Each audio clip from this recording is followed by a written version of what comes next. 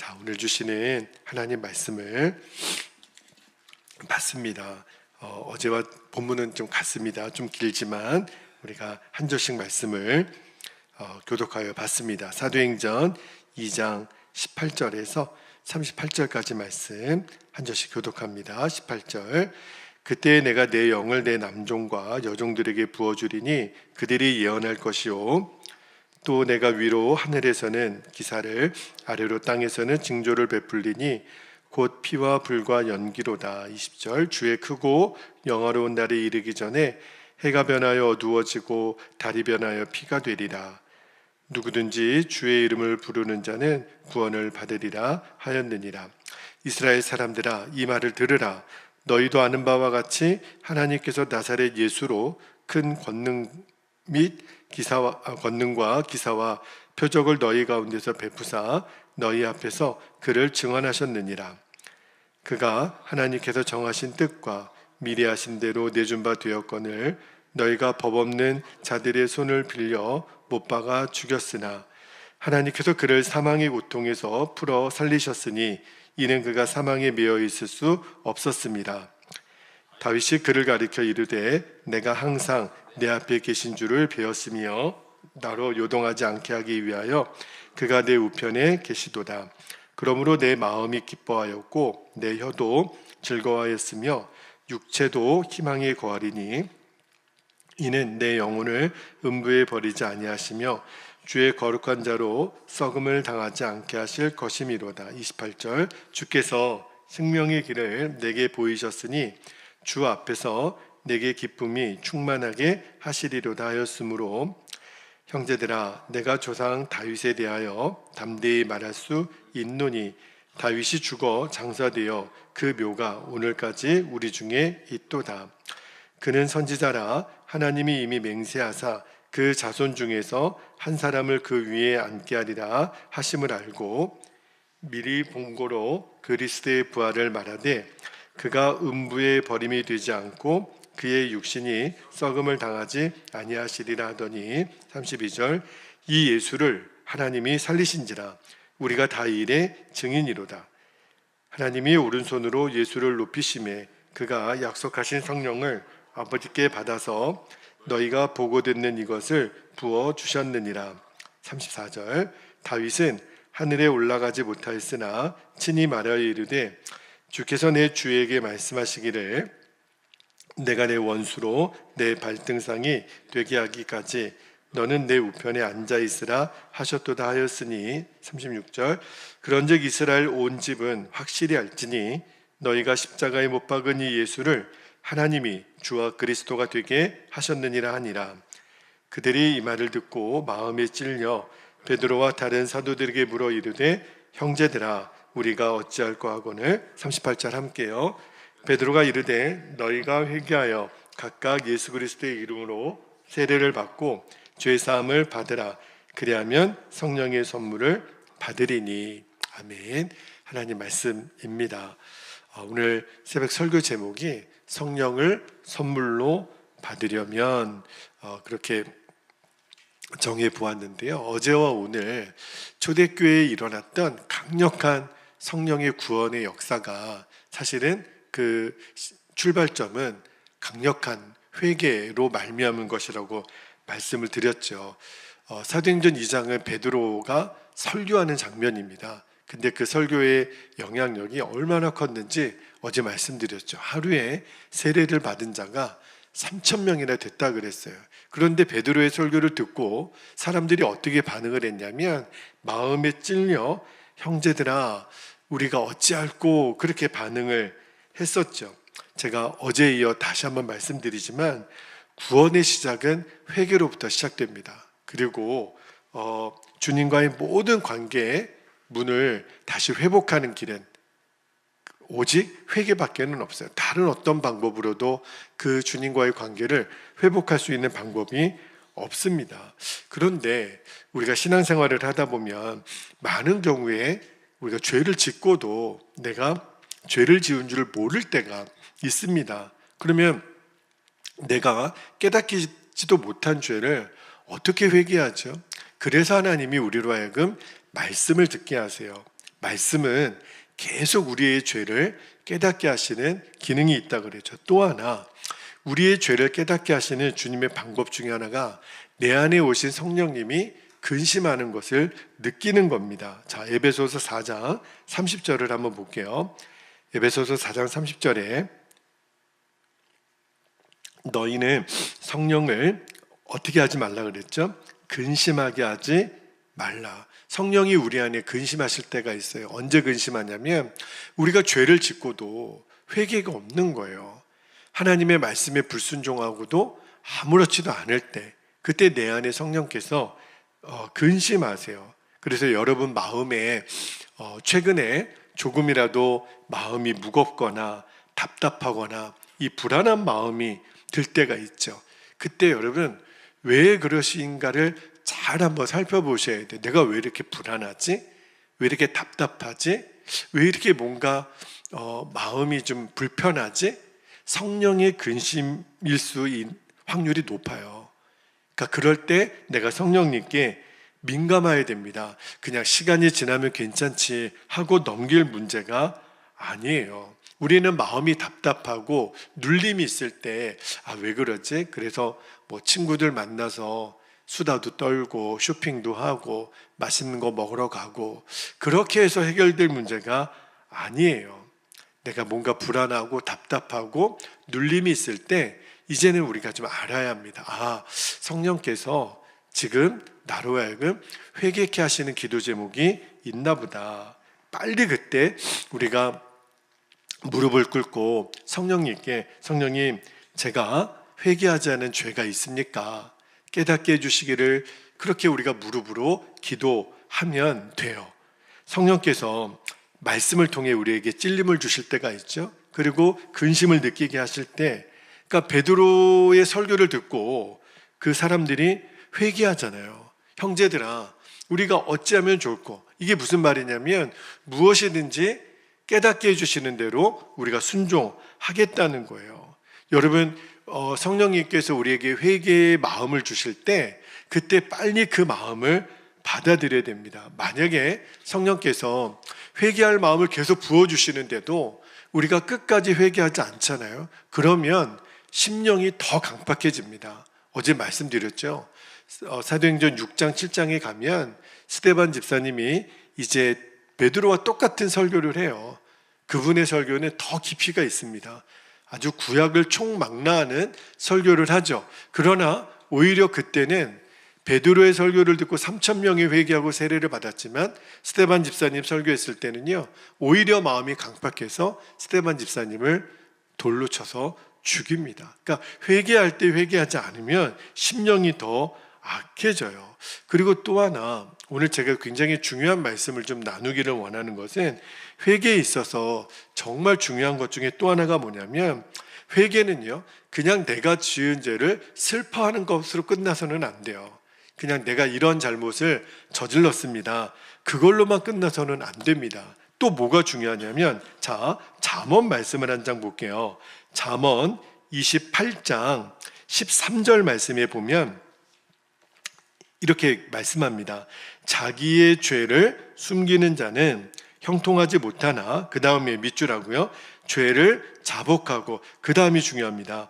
버리는 자는, 죄를 자복하고 버리는 자는 불쌍히 여김을 받으리라. 불쌍히 여김 받는다라는 것은 용서함을 받는다라는 거예요. 근데 여기 말씀해 보니까 죄를 자복하고, 회개죠.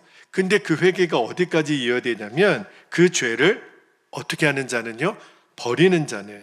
그러니까 진정한 회개는요, 내가 이러한 죄를 저질렀습니다, 잘못했습니다, 귀한 거죠. 그러나 거기서 한 걸음 더 나아가서 그 죄를 버리는 데까지 나아가는 거예요. 이게 하나님이 받으시는 진짜 회개입니다. 1907년에 한국 교회에 하나님이 놀라운 성령의 역사를 주셨죠. 그때 한국 교회사를 잘 보면 이들은요, 그저 내가 잘못했습니다, 회개한 것으로 끝나지 않았어요. 그 회개의 열매가 있었어요. 어떤 일이 벌어졌냐면 금연, 금주 운동이 일어났고요, 삭개오처럼 부정한 방법으로 돈을 내가 누군가로부터 취득한 것에 대해서는 철저하게 다 변제를 하고요. 술집과 기생집들이 다 문을 닫고 도박을 끊어내고 이런 실제적인 열매들이요. 얼마나 많은 간증들이 있었는지 몰라요. 이게 진짜 회개입니다. 내가 그냥 잘못했습니다. 그리고 또 술 먹고 내가 잘못했습니다. 또 도박하고 내가 잘못했습니다. 또 음란한 죄 짓고 이거는요 진짜 회개가 아니라는 거죠. 진짜 회개는 우리를 새롭게 하는 거예요. 그러므로 내 자신에게 물어봐야 됩니다. 내가 정말 회개한 사람 맞을까? 주님이 원하시는 회개를 내가 드렸나? 뭘 보면 알 수 있냐면 주님이 원하지 않는 죄를 내가 끊었나? 내가 버렸나? 입술로는 아무리 잘못했다고 말하지만 여전히 내가 그 죄를 아직도 버리지 못하고 있다면 성경은 진짜 회개한 게 아니라고 말하는 거예요. 자, 에베소서 4장 22절에서 24절까지 말씀을 한번 볼게요. 바울 사도가 에베소 교회 성도들에게 이렇게 말합니다. 너희는 유혹의 욕심을 따라, 잘 보세요, 썩어져가는 옛사람을 어떻게 하고요? 벗어버리고 23절에 오직 너희의 심령이 새롭게 되어 하나님을 따라 의와 진리의 거룩함으로 지으심을 받은 새 사람을 입으라. 그러니까 옛사람은 씻어 버리고 새 사람을 입으라는 거예요. 그러니까 유혹의 욕심을 따라 살았던 그 옛삶을 벗어버려야 새 사람을 입을 수 있다는 거죠. 제가 이전에 섬기는 교회에서 그 주목자 사역이라 그래가지고 우리 거리에 그 노숙인들을 위해서 식사를 대접하고 그들에게 옷을 또 씻을 수 있는 그런 어떤 환경을 제공하는 사역을 했었어요. 그런데 어떤 일이 제가 유심히 봤냐면 이게 노숙하시는 분들에게 옷을 드리잖아요. 그러면은 제 생각에 입고 있던 옷을 좀 벗어버리고, 왜냐하면 너무 오랫동안 그 세탁을 하지 않았기 때문에 또 너무 낡았기 때문에 옷이 너무 좀 냄새도 나고 그 옷을 좀 버렸으면 좋겠는데 새 옷을 드렸더니 어떻게 하셨는지 아십니까? 아니 그 입고 있던 옷에요 그냥 덧입기만 하시는 거예요. 그래서 제가 물었어요. 아니 지금 입고 있는 옷을 벗어야 새 옷을 입어야 좀 새 옷을 입은 의미가 있지 않느냐고. 근데 이제 그분이 하시는 말씀이 아니 어차피 더러워질 거 뭘 벗냐고 그냥 그 위에다가 또 덧입으시더라고요. 그러면 여러분 새 옷을 입은 의미가 있나요? 없지요.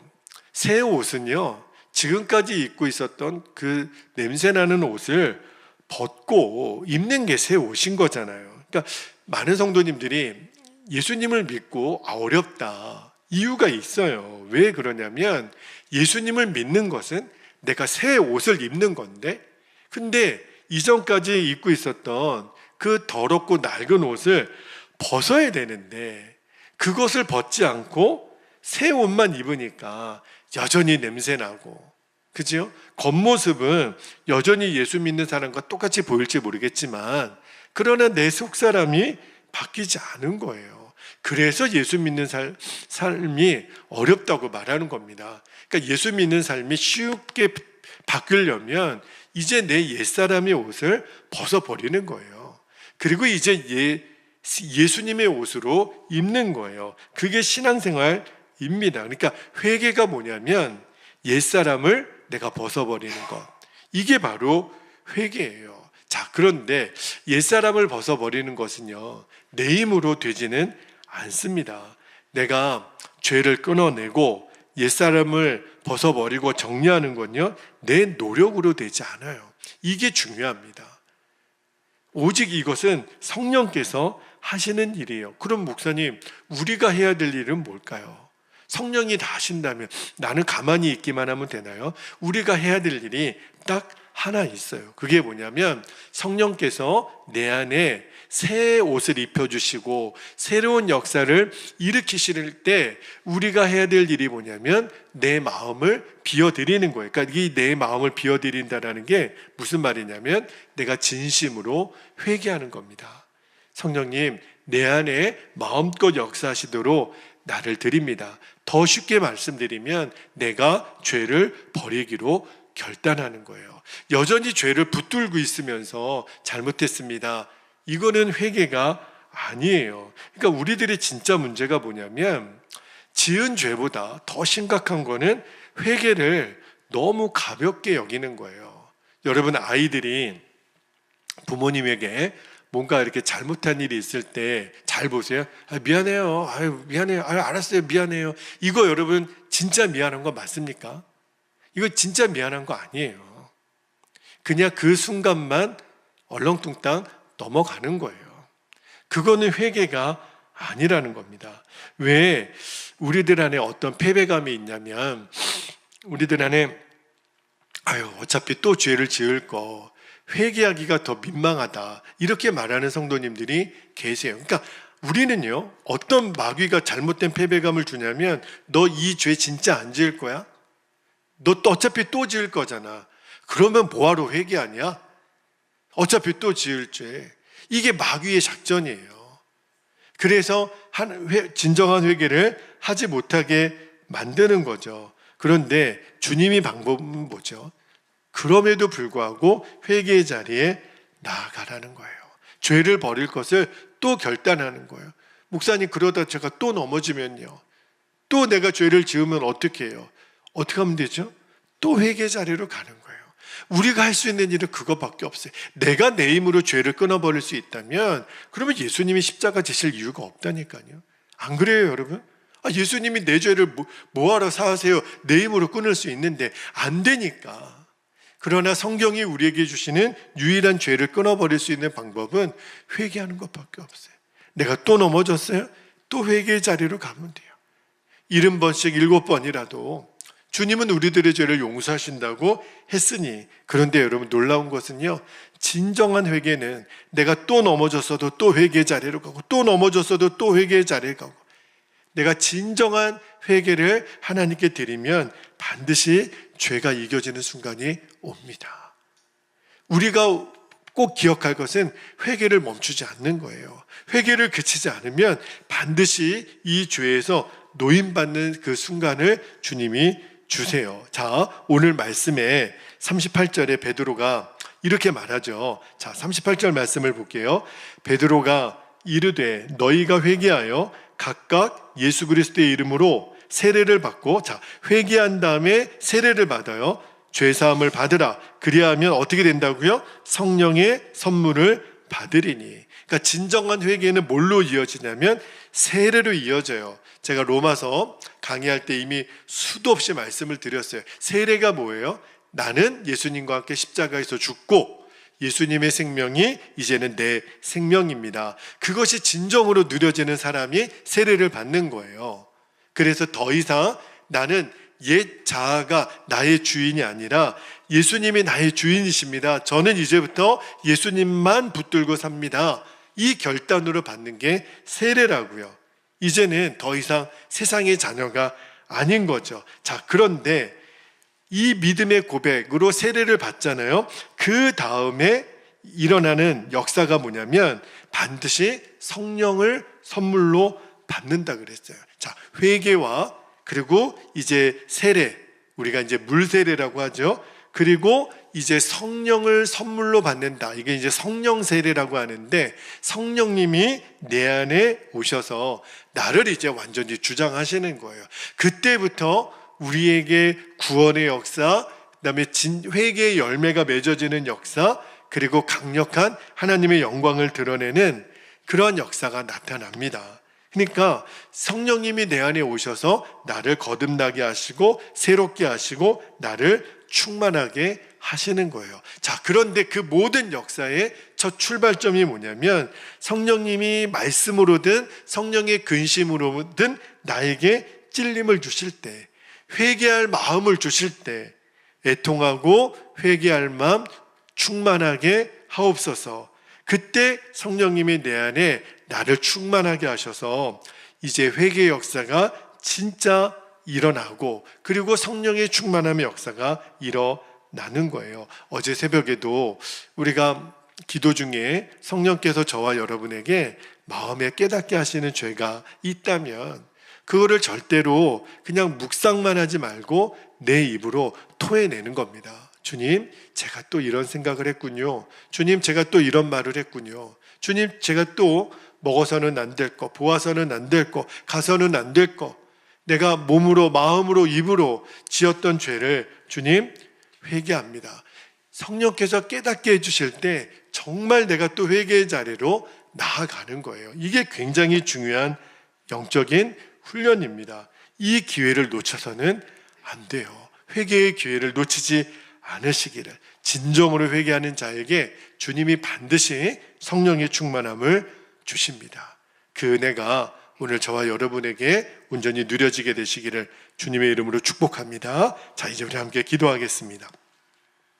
오늘도 우리 두 가지 기도 제목 붙잡고 기도하겠는데요. 첫 번째는 나의 회개가 죄의 자복뿐만 아니라 이제는 그 죄를 버리겠노라고 하는 결단까지 이어지게 하옵소서. 우리의 회개가 두리뭉실 끝나지 않는 겁니다. 이제는 내가 결단하고 그것이 실행되는 은혜까지 주시기를. 그 다음에 두 번째는 진심의 회개를 드림으로 성령의 선물을 받아 성령의 기름 부으심이 내 안에 충만하게 하옵소서. 반드시 회개하는 자에게는 성령을 선물로 주시리니 말씀하셨거든요. 주여, 이 말씀이 그대로 내게 성취되게 하옵소서. 자, 오늘도 주신 말씀과 기도의 제목을 붙잡고 주님의 이름을 간절히 부르신 후에 통성으로 기도하겠습니다. 주여